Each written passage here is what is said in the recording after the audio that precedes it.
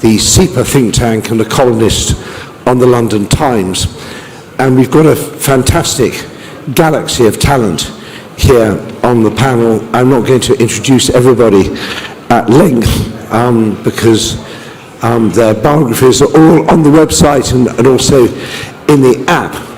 But I did take, because we have the very distinguished James CARAFANO on the panel, I took the precaution of calling a friend who works in the White House in order to prepare myself. And I said, what's he like? And he said, he doesn't like Europeans. And there was a pause. And he said, who think it's still business as usual. So that is our challenge for today, for those of us on the panel and who in the audience who are Europeans. Don't behave as if it's business as usual, because it's not. The question we have to discuss is peace in Ukraine, but at what price? And of course, price goes in many directions. There's a price for the Ukrainians. What may they have to give up temporarily or in the long term in terms of territory, possibly also security? There's the question of what does Russia, not represented here in the room, although you may be listening, but what does Russia have to give up in terms of its enormous maximalist aims with which it started this three-day war, now going on into its more than its third year? What perhaps do the Americans have to give up? Are there any diplomatic cards that the United States is going to play? This will be a very important part of our discussion. It was said by a previous presidential biographer that the two most precious things in the politics of the United States are the way the president spends his time and the way the president chooses his words. And I think there are many who would be grateful for some clarity on what really is the American stance towards this and how seriously we should take President Trump's stated ambition to restore relations with Russia and particularly trade relations and what that may mean for us. And then finally there's the question of the price to Europe. What price is Europe willing to pay for peace in Ukraine? How much risk, how much cost are we willing to shoulder in order to stabilize and secure post-ceasefire Ukraine?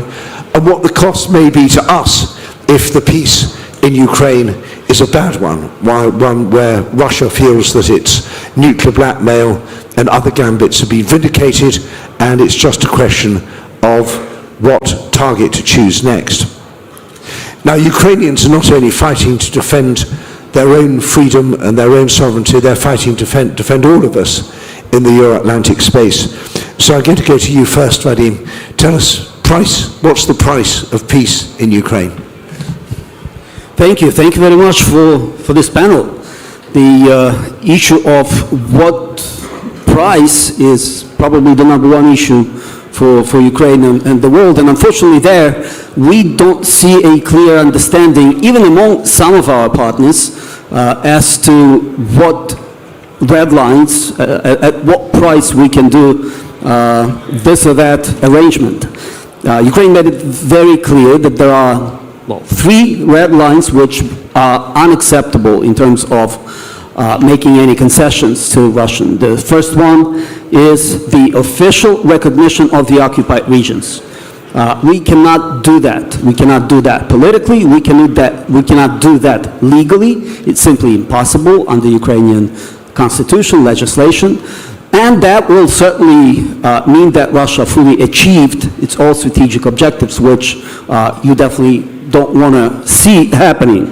The second one, no foreign dictate over what sort of armed forces Ukraine can have. The size, the structure, the armaments that we use are for very obvious reasons. I don't even have to go into those details. And the third one, any restrictions of the sovereignty, any limits on what alliances Ukraine chooses, any limits on what our domestic policy is, are not acceptable.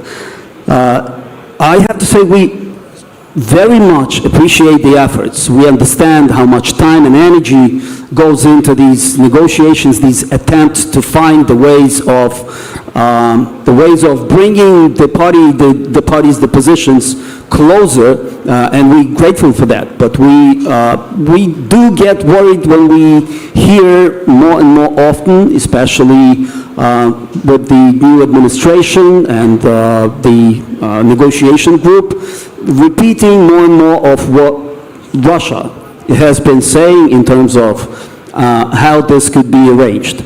And we constantly working with our partners not to let that happen, not to the Russian narrative take over. And unfortunately, we're not always very successful with that. No ceasefire, no progress. That's very clear. I mean, in order to have any meaningful discussions of what the arrangements can be, we need the ceasefire. That was the American proposal. That's what Ukraine agreed right away to, and all of our partners. And that's what Putin, unfortunately, very successfully ignored and forced everybody into this lengthy discussion of what it could be, how it could be arranged, and what Russia's conditions are. And that's, again, that we also see lack of understanding of how that works. The Putin has no serious intention to discuss peace. He is inclined to go on, and these conversations that we have are only the way to drag the time. Black Sea region. Now it's what it seems, well, it used to be a periphery, sort of. Now it's the center for the issue of Euro-Atlantic security. And here again, we have been witness to a very interesting discussion of ceasefire on the Black Sea. And Russia said they would be happy to return to the grain initiative. Well, we remember what that was. That's when Russia gets to inspect the vessels, delay the vessels, and do lots of things. So Russia would happily restore that arrangement in exchange for lifting sanctions. No, unacceptable. Russia has moved its ships to Novorossiysk not because they wanted to make some concessions to Ukraine or any other country in the Black Sea, but because we have designed the strategy and the weaponry, as a matter of fact, to force those surviving vessels to move back. Now we have the weapons which could shoot down Russian planes in certain areas. Therefore, this is the reason why Russia was willing to make certain concessions, which are not concessions at all. So we have to be very wary of those proposals and understand that only strengthening our capabilities, our defense capabilities, Ukraine's and the other partners in the Black Sea region, is pretty much the only way forward. Military assistance to Ukraine. We're grateful for all the support we're getting. The issue number one is what if and when U.S. steps back and we stop receiving U.S. assistance. We all understand it's going to be a serious problem. So far, we are still receiving those packages which have been approved. Those deliveries are going. They're not, again, a little too late, a little too little, especially in terms of air defense capabilities. Unfortunately, the only effective weaponry against ballistic missiles are the Patriots and SAMTs, but SAMTs are still have to catch up a bit, and any delays in supplies of missiles for Patriots means deaths, civilian deaths. And therefore, we are very, very hopeful that U.S. will continue and the EU partners will help us with that. Those initiatives that have been developed recently, the so-called Dutch model, where Dutch government money is used to purchase Ukrainian weaponry, very useful.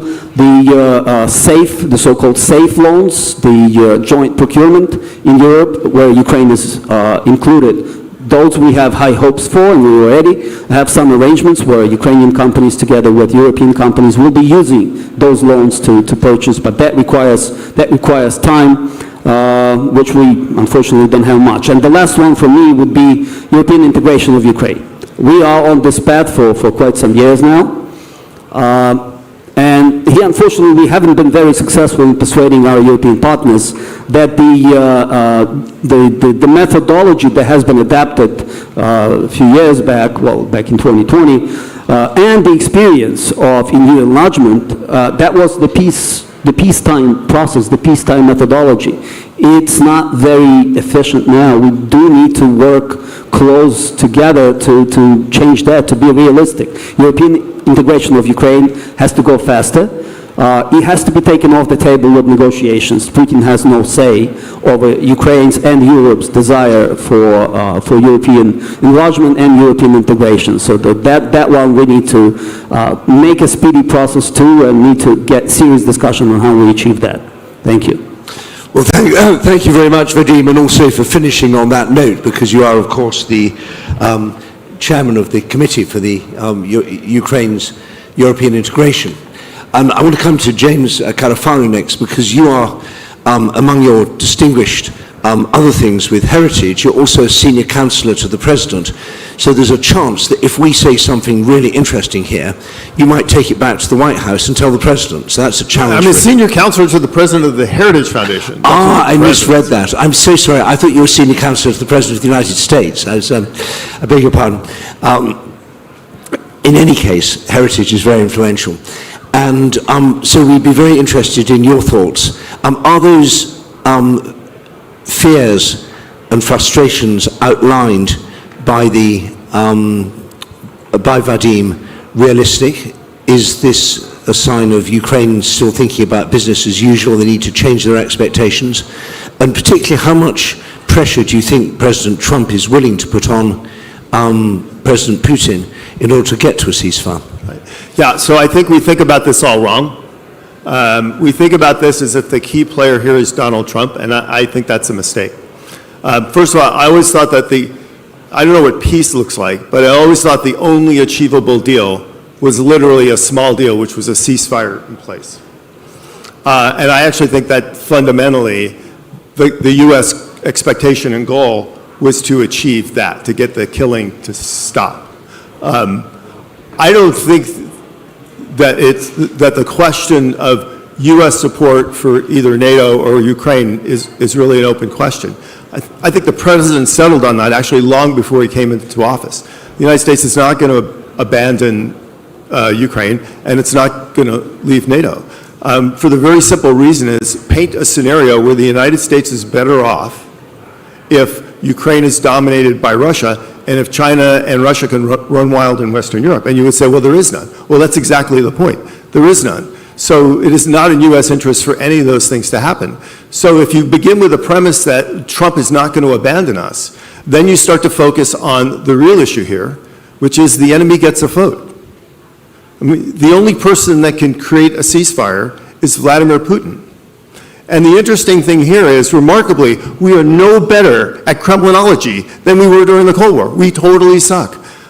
Nobody knows what Vladimir Putin is really thinking. Some say, well, you know, Putin did what you would expect a Russian to do. You say, I want a deal, so Putin puts the maximalist thing on the table. He goes, I want everything for nothing. And of course, everybody, including Donald Trump, says, well, you're not going to get that. So then what next? So maybe Putin will just walk in and cut a deal. Some people think that.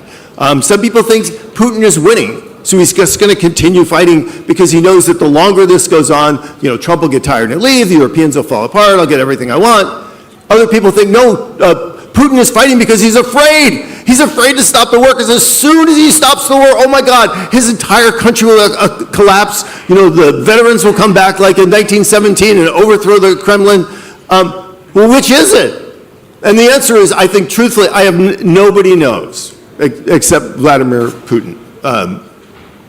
So when you are a planner and you are faced with three very different scenarios, all of which take you to very different places, you can do what idiots do, which is pick the one you want or fear and plan for that, or you can do what planners do, which is take actions which will be efficacious no matter what the future scenario is. Whether Putin decides to quit tomorrow, whether he decides to fight forever, or whether he's just cowering, hoping that something happens like Hitler in the bunker.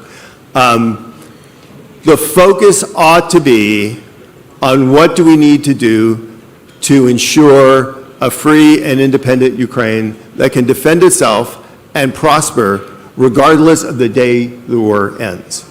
I believe that the U.S. is already committed to providing, on the military side, efficacious aid to ensure that Ukraine can remain free and independent and defend its territory. Do you think that there could be Let me another... just, if I could just finish my statement, and then it will be, then you can ask any question that you'd like. I believe that the U.S. will press Europeans to really contribute on the front to make sure that the Ukrainian economy and people are prosperous. And I think, finally, that the U.S. is actually going to be a significant investor in Ukraine reconstruction as it develops, because the U.S. will see great opportunity in that, which I actually think was reflected in why it was looking for the minerals and oil steel, which also I thought was an important message to the Russians that we are now walking away and leaving the country. Thanks.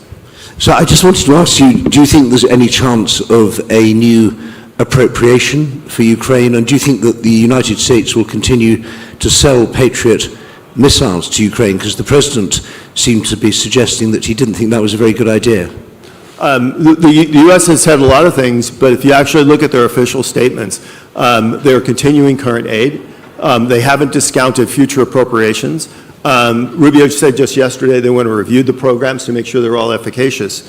And I also think it's very Trumpian to say on how we package this. He might package this as a Lend-Lease thing, but I don't think there's any scenario where the United States doesn't provide essential military aid to Ukraine, because it makes no sense.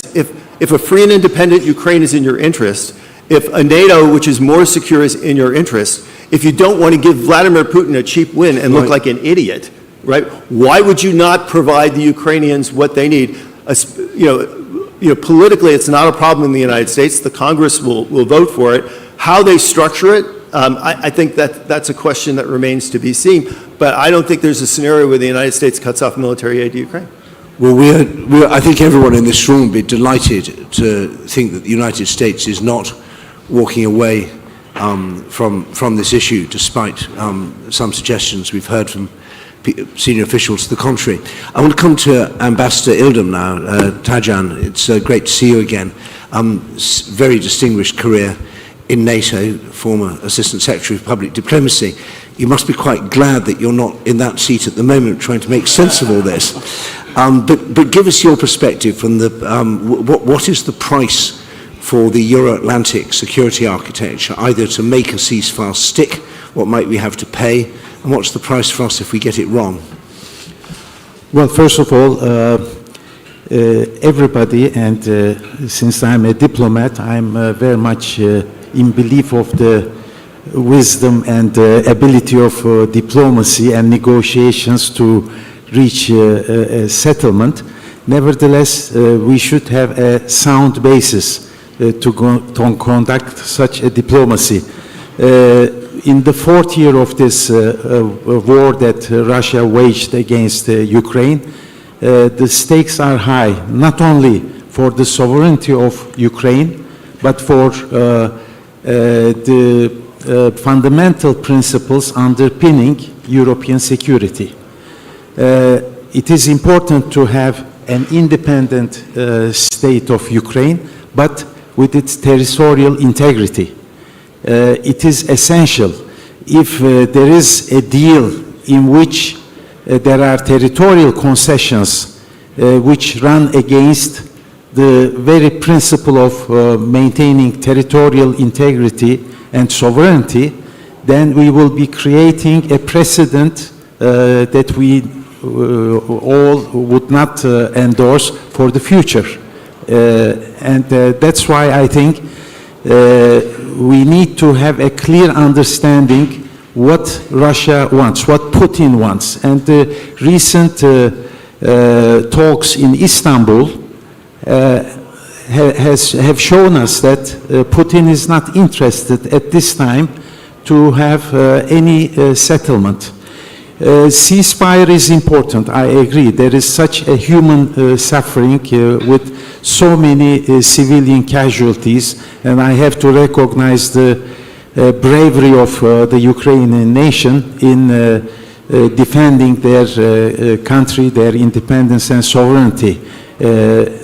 Nevertheless, we need to see that it shouldn't be just a ceasefire which would then freeze the existing sort of gains of Russia in Ukraine with the territories that it gained, but rather it should pave the way for a maybe longer negotiating process.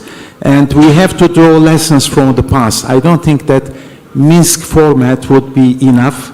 We should have an enlarged format to include those countries who may contribute with their facilitating role. And I can also think of my country in that respect, which has shown its utility in grain deal and exchange of prisoners.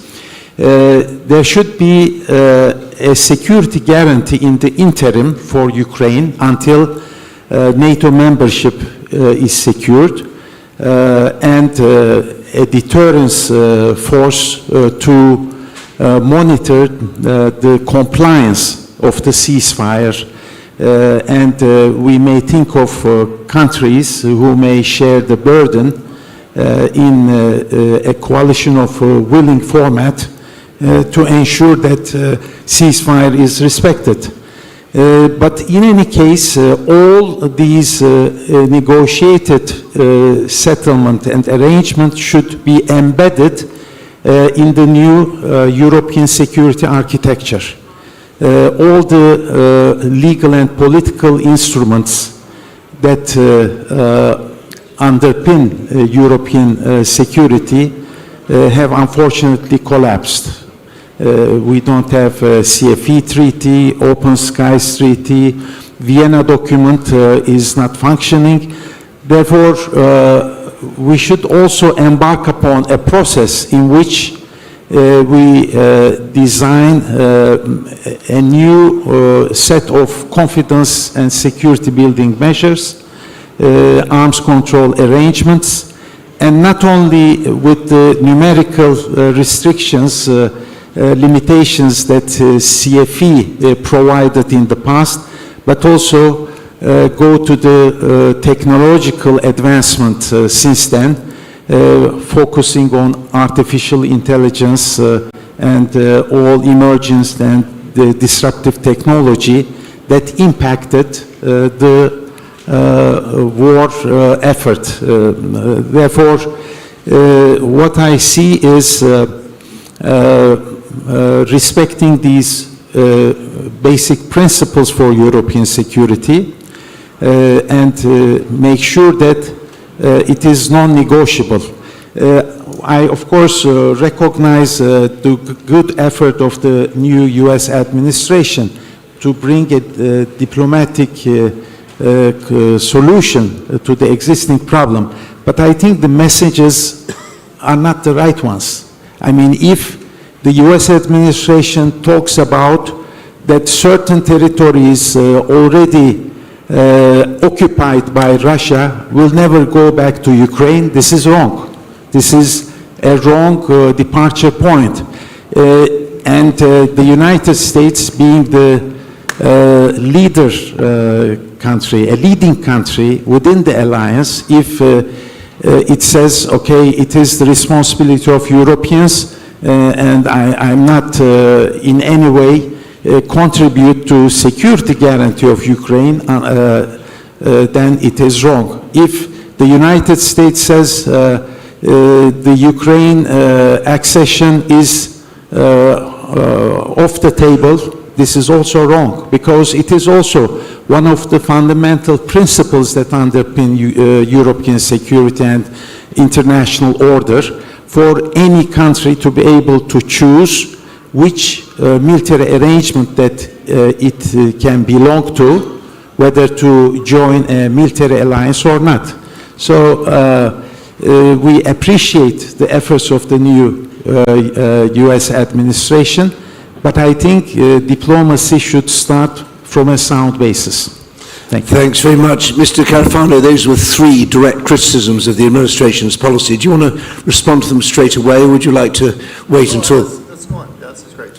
You'll wait? No, wait, yeah, sure. Okay. So, and I also want to say we've got so much expertise in the room. You raised a very good point that we don't really understand Putin's thinking. And of course, so it's excellent. We have a former Prime Minister of Russia in the room who had to work face-to-face and side-by-side with Putin. So if you want to contribute, Mr. Kasyanov, during the discussion, we'd be delighted. You've also raised the question of the deterrence force, Ambassador, and I know we have former Deputy Saka here and a former British Defence Secretary. They may have some views on what happens if you put a deterrence force in the field and then that tripwire is tripped, and what do you do or not do at that stage. So we've got all that ahead of us. But I'd like to come next to my old friend François HEISBOURG, who I think is in the think tank world, the French force de frappe. You are able to talk about anything, anywhere, at any time, at any length, from 5 minutes. No way. And so it's great to have you here. What particular point would you like to make at this stage in the discussion? Well, I'd like to begin with what we know, not the assumptions of what we know. What we know at this stage in time is that Russia still does not accept the government in Ukraine as an interlocuteur valable at the highest level. We know that the territorial integrity of Ukraine is questioned by both Russia and the United States. We know that there are no security guarantees from anybody at this stage. There is no unconditional ceasefire along the lines proposed by the American mediators already several months ago. And just we shouldn't forget that it was an American proposal. I'm not sure it still is. I'd be interested in hearing about that, by the way. And we also know that for close to 6 months in 2024, the Republican members of the House of Representatives actually managed to foreclose any weapons appropriations to Ukraine, and that the consequences on the battlefield were actually quite dire. And that leads me to my basic proposition, and it's an easy one for planners to handle because the consequences, if I'm right or wrong, are actually quite similar.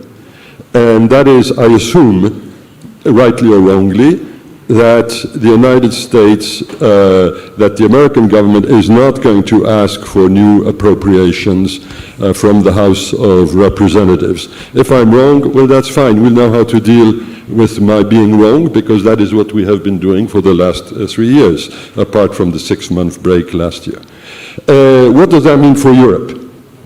If the Americans do indeed go more or less AWOL, what can and what should we do? Well, first of all, just a reminder, the European interest is clearly that Ukraine, A, should not be beaten, and that secondly, that its war aims, which we have endorsed collectively, should in effect be honored. That implies that we help Ukraine to the fullest amount possible. So how much, what, and what do we do with or without the US?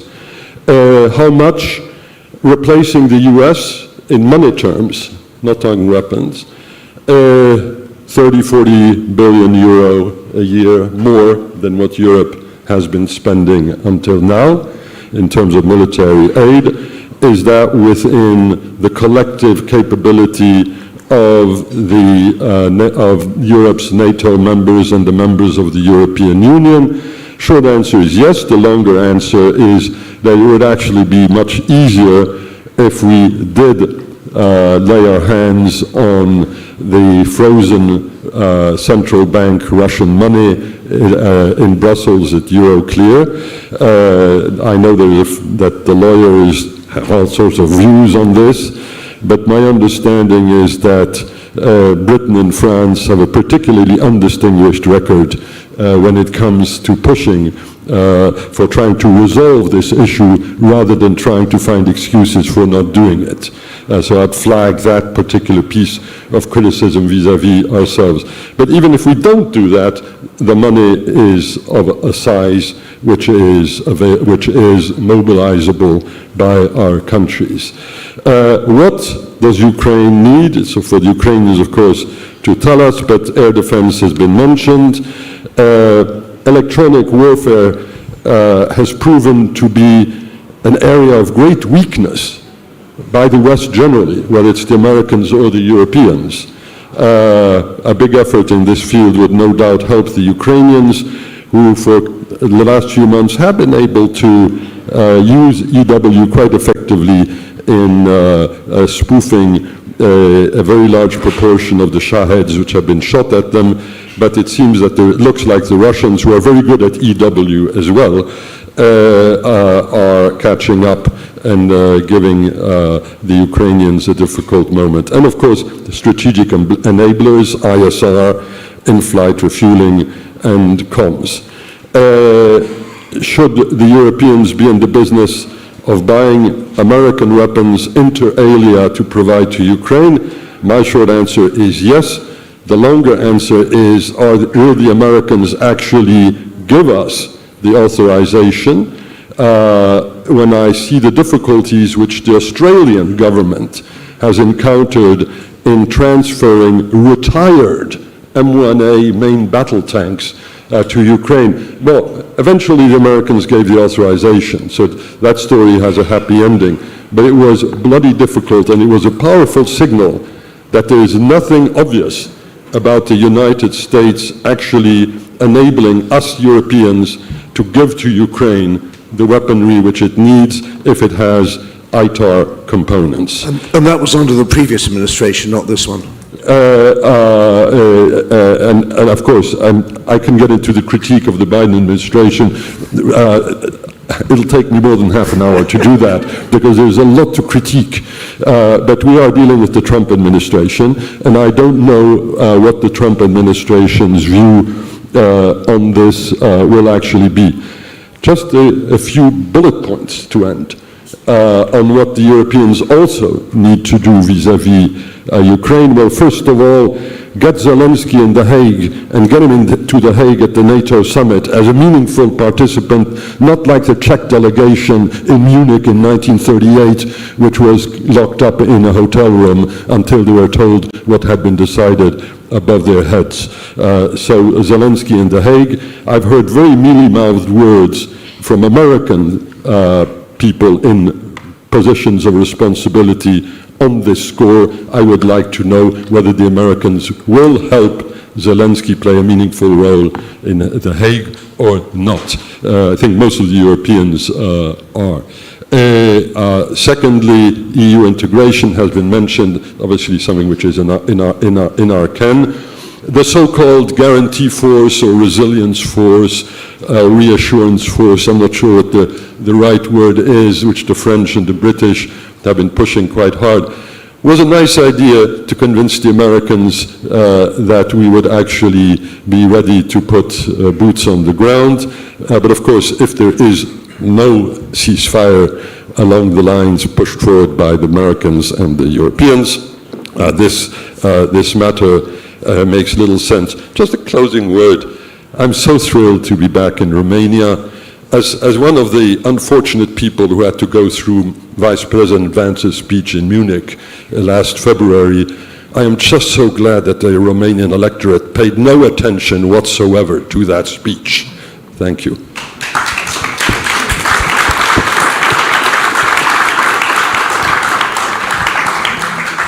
I feel, Mr. Carafano, you're in the position of an ice hockey goalkeeper with the puck flying towards you. More questions, but let's park also that question of whether Zelensky should go to The Hague. But I think we can all agree that Putin should go to The Hague, although to a different bit. Let me turn to you, Bobo. You and I are old colleagues, and you have the marvellous facility to have stereoscopic vision, that you look not just at what Moscow's up to, but also to Beijing. So you may want to add something on what China's up to in this.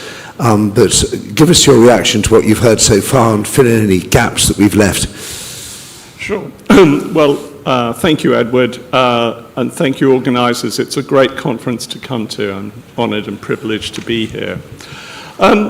Edward, I wanted to start off with the title of the panel, Peace in Ukraine, but at what price?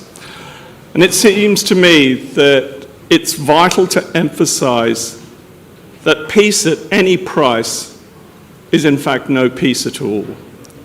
At best, it will postpone hostilities for a brief period, but much more likely is that it will encourage Vladimir Putin in his maximalist approach to the war in Ukraine, but also to confrontation with the West. It will also, if we have a peace at any price, it will reinforce the widespread view, not just in Russia, but in China, throughout much of the global South, of a West that is weak and unprincipled. The only sustainable peace in Ukraine is one that secures its sovereignty and that it integrates it into the European continent. And so what does that mean in practical terms? Well, it means early Ukrainian membership of the EU and NATO. It means meaningful security guarantees from the United States and Europe. It means direct European military support for Ukraine, with or without a US backstop. And it means using Russian assets that are currently frozen in the West. Because only if we take decisive action will there be any legitimacy and credibility to the notion of a so-called rules-based international order. Now, the second issue I wanted to cover briefly is on US strategy towards Ukraine. Not just under Biden, but also the current administration. It seems to me that there is no discernible US strategy. Maybe one will emerge, but it certainly hasn't emerged yet. It seems to me that Donald Trump, let's call things by their proper name, has no real interest in Ukraine, and frankly, not that much interest in either Europe or even the transatlantic alliance. His overriding objective is to look good by promoting himself as the deal maker, the guy who can get things done. And I think for Trump, a bad peace is better than no peace at all. Because if conflict should flare up again, then that will not be his problem. He just wants the issue to go away so that he can focus on a range of other priorities. Ukraine really does rank pretty low down the list. And then coming to your question, Edward, about the role of other countries. Now, some people say, well, maybe you could have a kind of peace if you involved non-Western countries like China and India and others. I think that's probably true in principle, but in practice it's much more complicated. Take China, for example. Any Chinese involvement, meaningful Chinese involvement, is likely to be limited to post-war social and economic reconstruction. Now, yes, China has put forward various initiatives, but it lacks the legitimacy, the credibility, and even the will to play a mediatory role. Main reason is, of course, it is not a neutral party, despite its claims to be one. Beijing's various initiatives, the 12-point position paper, the 6 common understandings with Brazil, the group of Friends of Peace, they are not designed to resolve the conflict in Ukraine. Their purpose is to promote China as a responsible international citizen in contrast to a disruptive, even anarchic United States. Now, in theory, India could play an important role. because its position on the war is much more neutral. But the problem there is a somewhat different one. India has the self-entitlement to be a global player, but not the capacity, will, to put in sort of the hard work to achieve that. And frankly, I think there are many more plausible candidates for a mediatory role. And Ambassador ILDEM referred to it briefly. Türkiye is, in many respects, the best placed of countries to play a kind of mediatory role, because it is a member of NATO, yet retains good relations with Russia. It has regional, even global ambitions. It has the commitment to play a serious role. And it also has the performance to back it up. Ambassador ILDEM referred to the Black Sea Agreement. And finally, there is a role for international organizations in a post-war accommodation. But it can't just be NATO. As vital as NATO is, I think any ceasefire or peace accommodation requires some level of UN endorsement, because without it, any peace will be seen as a Western peace, and it will lack that wider global legitimacy. I'll leave it there. Well, thanks so much. So I can't remember whether that's 7 or 8 direct questions to you, sir, but if you want to reply to all... So I think I can break it down into 3, thank you for the opportunity. I think I can break it down to 3 buttons: diplomacy and strategy, military assistance, and what do we mean by peace. So I honestly find the criticism of Trump's diplomacy and strategy quite rich. When people had 3 years to end this war, neither the US or Europe had a strategy, and if getting to a ceasefire or peace was so easy and it was just about words, they had 3 years to figure that out, and they completely failed. Donald Trump, even before he was president, without being asked, volunteered to try to get to a ceasefire. He didn't have to do that. If he didn't care about Ukraine, why would he bother to do that? And the notion is, oh, we're just going to make it, that's just nonsensical. He put his prestige and American policy on the line. I will try to get a deal. He made that as a promise to the American people. He has done that. His number one criticism of Biden was there was no strategy. So again, he is on the hook to do that. So he has made those commitments. You may not think they're important, you may not think, but he has personally taken that on. So I think, honestly, the criticisms on that account, they really are quite laughable. On the military assistance, yes, Donald Trump, not just Donald Trump, every American, we would be excited and thrilled if we had to do nothing. Because a free and independent Ukraine is actually in our interest. A secure Europe is actually in our interest. And if we could do nothing to secure those goals, we would be like super happy. Thank you, right? I think the reality is whether, for a whole bunch of reasons, including capacity, will, technical issues, military capabilities, the likelihood that we could ever achieve that nirvana is not going to happen. So if the United States has an interest in a free and independent and a successful NATO, the president has to balance between providing sufficient assistance and aid in whatever form it takes to ensure that our interests aren't threatened. Because we just can't watch the barn burn to the ground and say, oh, well, it's their fault, because we would pay consequences for that. So we're going to do enough to ensure that our interests are protected, which include a free and independent Ukraine and a NATO that can defend itself.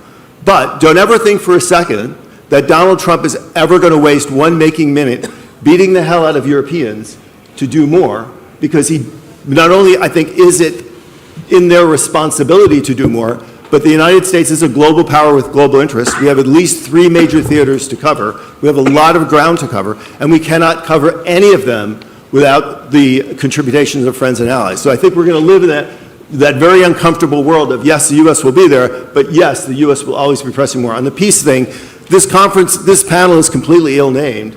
We are not talking about peace. On a really great day, we will get to a ceasefire. And I actually agree, but what people get completely wrong is whether there's another war is not determined by the peace, whether it's bad peace, good peace, or whatever.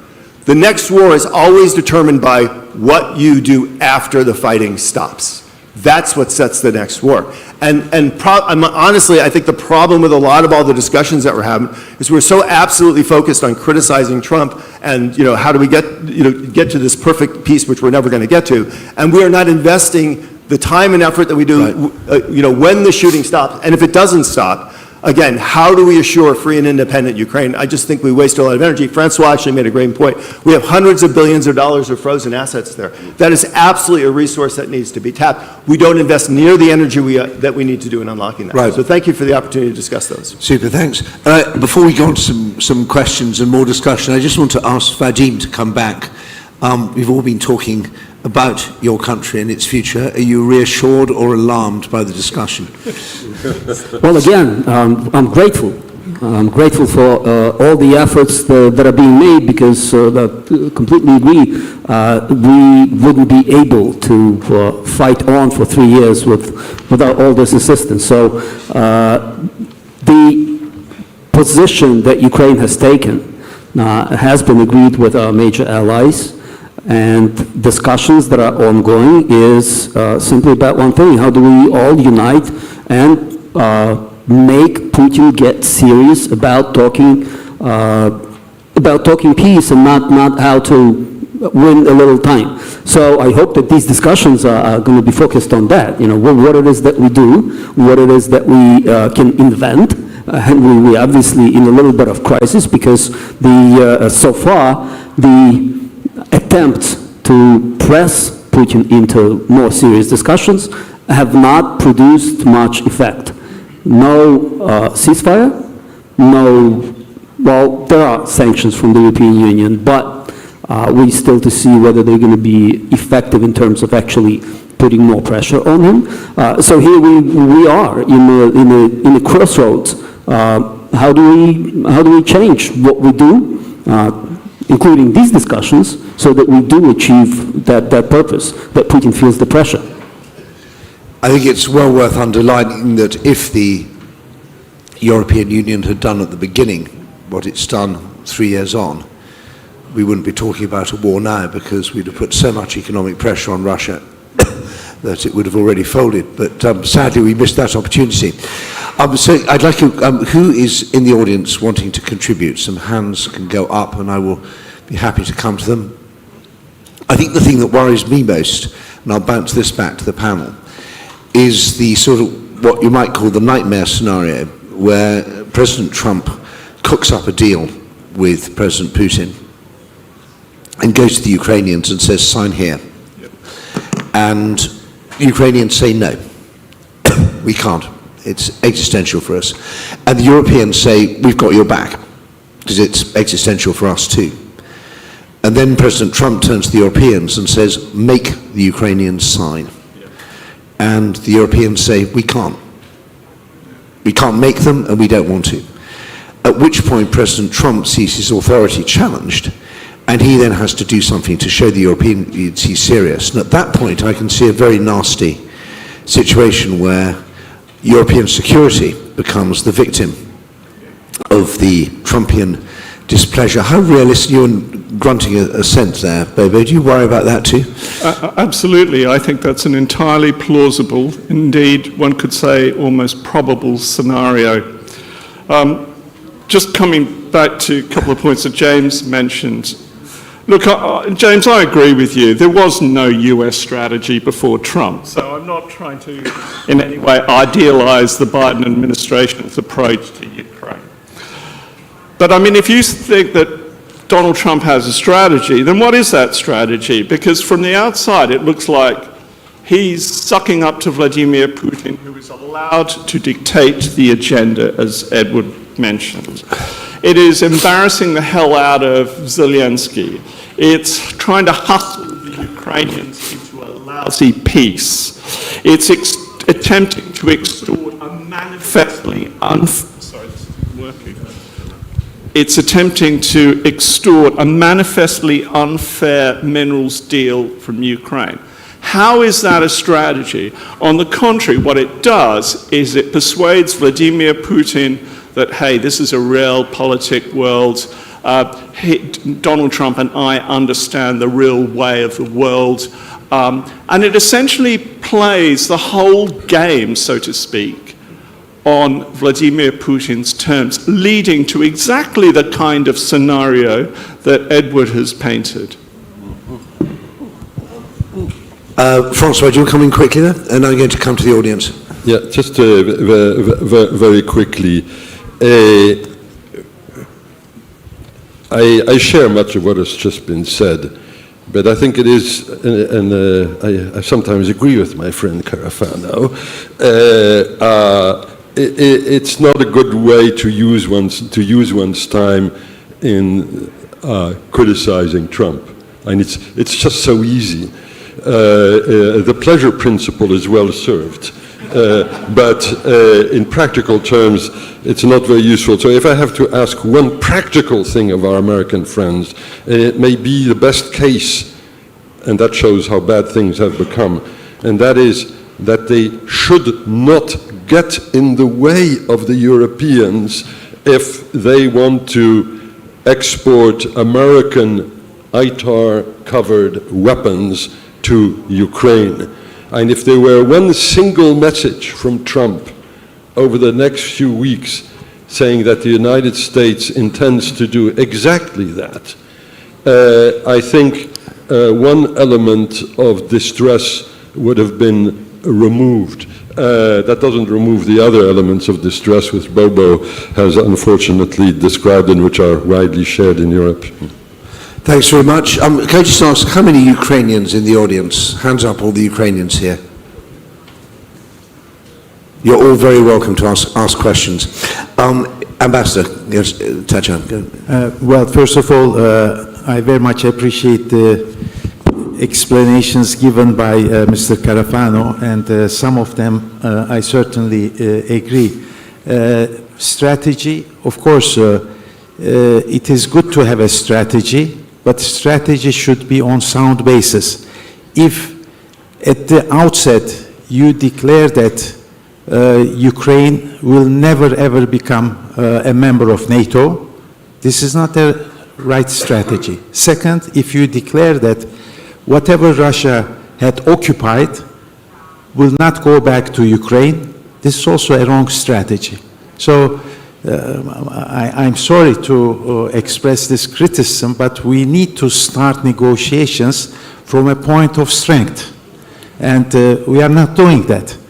And it is against the unity and cohesion of NATO allies.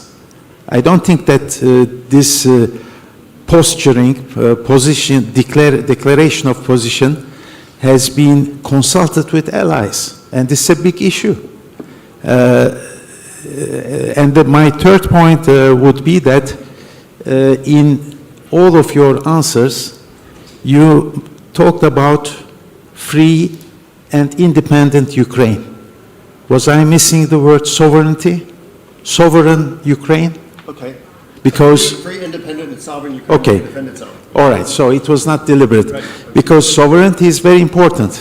And Russia has been challenging the sovereignty of Ukraine for so long.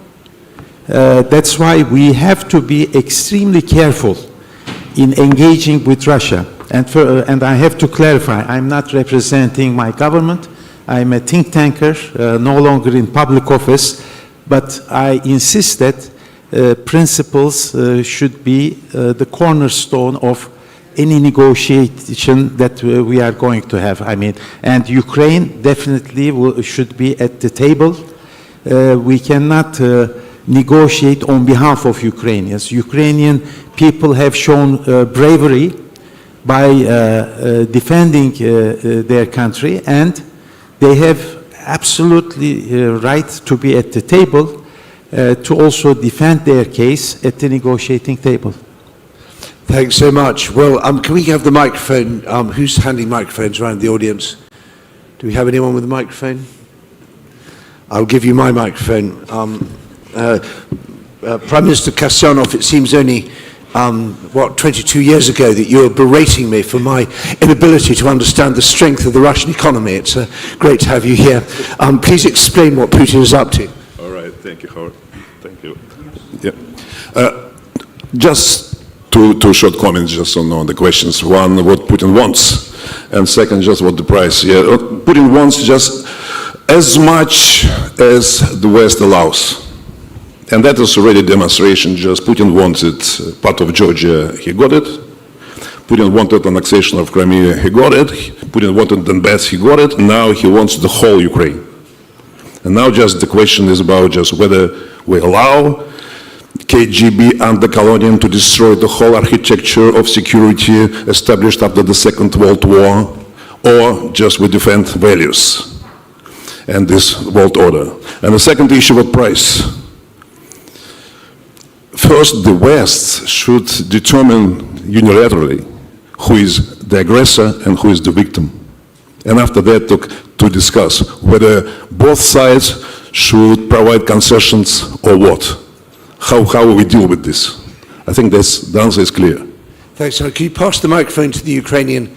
If you could just introduce yourself for those who don't know you. I'm Yulia Sirko, I'm Ukrainian member of parliament, and I want to do some few comments and then a question. My comments is that we are all discussing about concessions, peace deal, Zelensky who doesn't want to take terms, Trump or Putin terms, but we have to understand that Ukraine is a parliamentarian, a presidential country. Zelensky as a president has no mandate to talk about concessions or signing any kind of concessions, and that's why for that, to talk or have a mandate to talk about the concessions or any peace deal, he has to come and get 2 votes in the parliament of 300 members of parliament, which is not possible. So that's talking about concessions and any kind of territory concessions. We are not obsessed with the land, but we understand that the land is important for us, not as a land, but because Putin will target further and further. We had this situation in 2014. All allies told us, don't move, close your eyes on Crimea and Putin will not invade further. We already had it. It doesn't work. It doesn't work. He will invade Ukraine, Poland, and further and further, because his ambition is to restore his empire, as he sees this. And can we have the question? Yeah, the question is very simple. Actually, how come, it's for my American, how come that Trump administration and Trump has more information from Russian side than from European allies and Ukrainian allies? Because it seems that Russian narrative dominates in Trump's administration and Trump's ears. Maybe we should deliver messages more clear or, I know, more understandable, but somehow we see that it's a lot of words coming from Russian narratives. Thanks so much. Can I have the microphone back? Thank you. Right. Okay. Now, that's for you back. Right. Okay. Well, thanks very much indeed. So we've got just over 6 minutes left and 5 panelists, so you don't have to have a doctorate in mathematics to know that you've got roughly a minute each. And I'm going to go from my, starting with Bobo and finishing with Vadym from Ukraine. Just give us your top bullet point, Bobo. My top bullet point is that the Europeans have to be ready to support Ukraine, not through words. Europe is the world champion when it comes to expressing fine sentiments.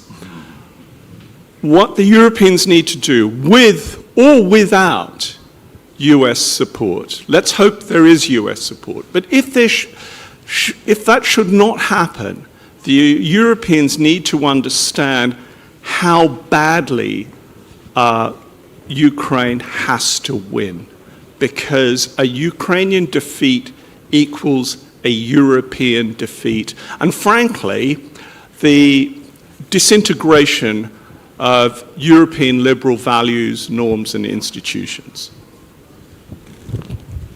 So defeat for Ukraine spells also catastrophe for Europe. François. Very quickly, first of all, I think I gave my bullet point on American weapons to Ukraine via Europe. It was very good. Secondly,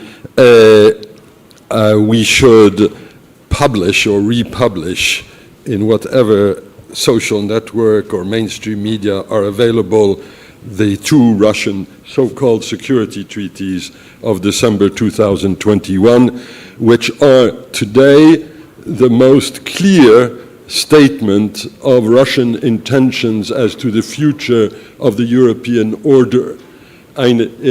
Criminology we may have a few problems with, but we actually have very few problems in terms of knowing what Mr. Putin's intentions are. And maybe these drafts could also be shown to President Trump, who probably doesn't even know about their existence. That would be very much my bullet point. If I just one more word. Unfortunately, despite the sanctions, Russia, in my view, will be able to continue the war at its current level of engagement for several years. So we have to use that as our planning horizon. And this is true for the Americans as it is for the Europeans, not to mention the Ukrainians. And just hands up anyone in the audience who is from a country that joined NATO after 1997. So Romanians, Bulgarians. How many people in the audience come from these countries? Golly, I'm amazed. Are there any Romanians in the audience? Just to be clear, that treaty basically winds the NATO clock back to 1991. None of you will be protected by Article 5 or by NATO. That's what Putin wants. He wants to put the dividing line in Europe basically back to the old Iron Curtain, and everything to the east of that Iron Curtain will be a grey zone. Ambassador. Well, the distinguished member of parliament from Ukraine raised the issue of Russian narratives resonating with the new US administration. And I personally penned an article on the day President Trump took office. And my strong recommendation was NATO Secretary General to immediately reach out to the new administration with a view to organizing a leaders meeting without waiting the summit meeting in The Hague in order to preserve unity and cohesion of the alliance in communicating our messages. It didn't happen, and I hope that the summit meeting in The Hague, and I agree that Zelensky definitely should be there, can provide the opportunity to consult and coordinate views and not give a pretext in which Mr. Putin will be jubilating how divided the alliance is. Thank you. Yeah, I want to add one question to you. Do you support President Zelensky coming to The Hague? Yes. No, I'm asking Mr. Carafano. Yeah, I do, and actually, Secretary Rubio said the U.S. has no objection for him to go to The Hague, so I don't think it's actually an issue for the Americans. So two quick comments on arms, because it's been, like Jesus, I gotta stop doing that. Arms, which is, I'm Italian, I work with my hands. The arms and the negotiating thing. So it's a gentle criticism in the panel is we tend to cherry pick to get the Donald Trump that we want, and we ignore the stuff that doesn't fit, right? So Donald Trump was actually the first Western leader in his first term to aggressively and openly and unabashedly arm the Ukrainians. We forget that. Donald Trump's also publicly stated that if the Russians don't do a deal, he will arm the Ukrainians to the teeth. He's also said that. And all the issues that have been raised about recalcitrant American aid, all the critical military aid that the Russians needed, whether it was the Patriots or F-16s or what's the other one I was thinking of? ATACMs, all those were reluctantly unleashed under Biden. So there's actually demonstrably no evidence that Trump is recalcitrant on ITAR issues or particular defense items. And indeed, if his notion is, I'm going to help defend Ukraine, then obviously that's going to go. So I just don't find the criticism really compelling with the evidence that we have to this point. On the negotiating thing, I take a lot of issue with that. First of all, for example, it was the Ukrainians' idea to have a mineral deal. It wasn't our idea. It was their initiative, right? And in the end, the Ukrainians were very happy with the deal they got, and it was ratified by the parliament. So it's very difficult to say, well, the U.S. is mean on this because this mineral deal is exactly what they wanted because it cements U.S. presence in Ukraine. So I'm not really sure what you're complaining about. And I just find your scenario completely implausible because where it ends is the United States gets upset, so Donald Trump shoots himself in the foot, completely abandons Europe, Russia overruns Ukraine, the Chinese walk into Europe and take over, and that works how? And why would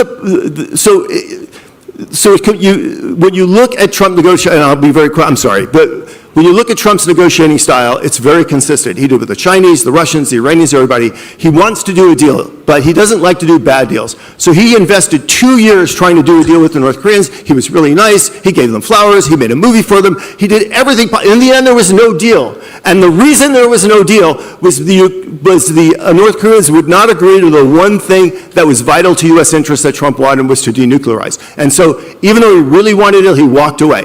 Trump will not compromise the integrity of NATO or a free and independent Ukraine because that is in U.S. interest. So your scenario is not only impossible, if you actually look at the negotiating with all the European leaders that we've seen in the last couple of months, it's already clear we're well past that point. Super. I don't know if there's anyone from South Korea in the audience. If we had time, I'd ask for their view on the US North Korean negotiating strategy and its potential outcomes, but instead I shall go to Vadym for a very final, very brief word, please.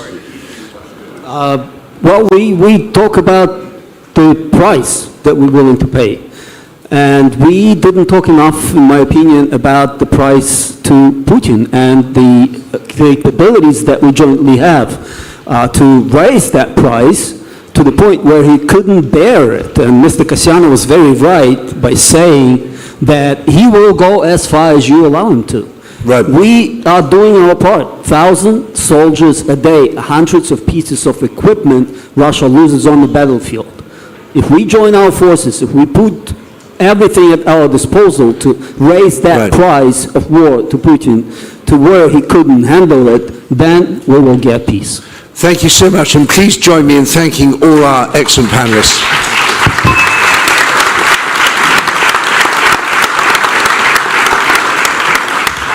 Well done, Ed.